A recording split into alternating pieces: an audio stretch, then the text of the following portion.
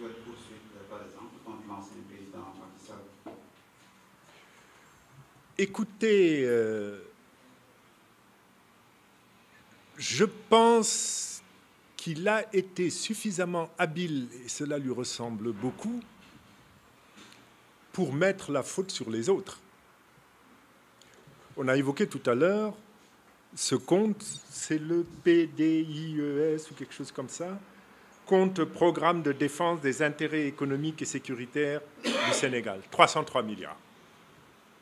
Pas de justificatif, on dépense. Et il a fallu créer un compte, le mettre sous la responsabilité du ministre des Finances.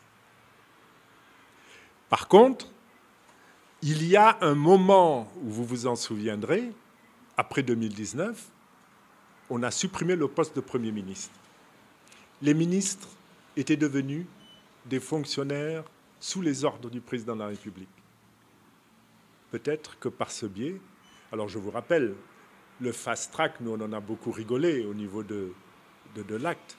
On a considéré que c'était simplement un moyen d'aller plus vite et de faire des choses hors procédure, hors réglementation.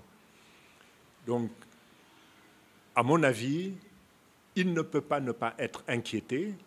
Ceci dit, je ne sais pas si la haute trahison, parce qu'il faut savoir également que le président de la République ne peut être poursuivi que pour haute trahison.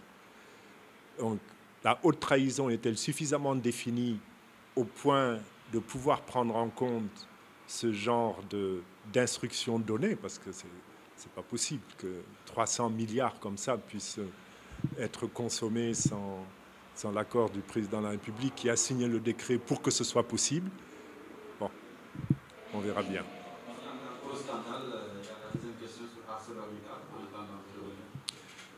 Bon, alors, sur ArcelorMittal, très sincèrement, je n'ai pas suffisamment d'informations pour pouvoir y répondre.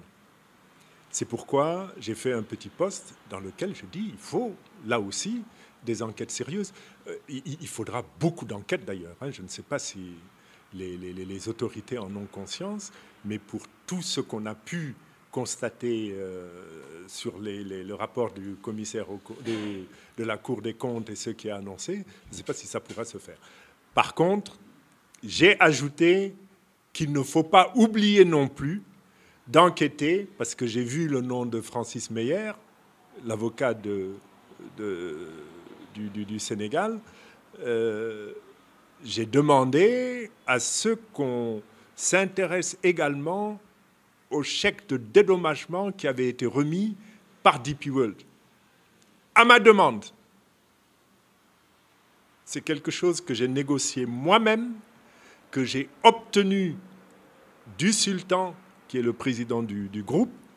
Le chèque a été établi après une convention conçue, imposée pour leur permettre de recouvrer la capacité à administrer DP World Sénégal. Il a été, je le cite parce qu'il a été exhibé par celle qui était le ministre de la Justice à l'époque, disant nous avons le chèque de 23,6 milliards, nous allons le consacrer à la création d'emplois de jeunes. Donc il faut voir si ce chèque a été encaissé, parce qu'avec ce genre de comportement, on peut se mettre à douter de tout. Donc c'est bon, on passe à la...